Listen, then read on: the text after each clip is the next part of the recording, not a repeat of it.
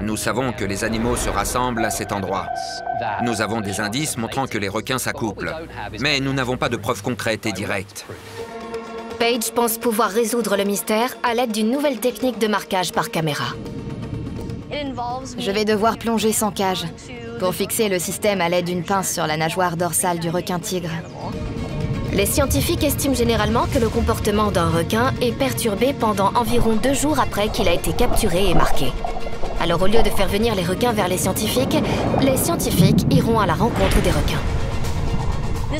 Cette méthode d'observation a un impact minimal et peu invasive.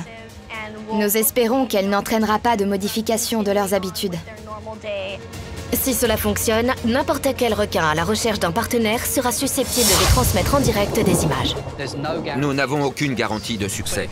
Mais si nous parvenons à repérer un requin-tigre lors de la saison des amours et à lui fixer une caméra sur le dos, alors nous aurons une chance d'obtenir la preuve directe qui nous manque. Paige doit d'abord perfectionner sa technique et vérifier que les requins retrouvent un comportement normal après avoir été marqués. Pour cela, elle commencera chez elle à Oahu, où les requins-tigres sont plus habitués à la présence humaine qu'à Maui.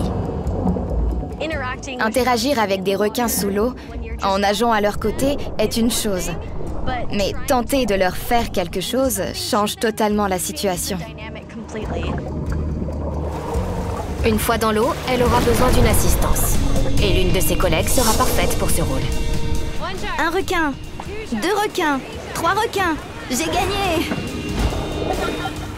J'ai besoin de Julia. Julia Hartle plonge au milieu des requins depuis près de 10 ans. Elle veillera à la sécurité de Paige. C'est le projet de Paige.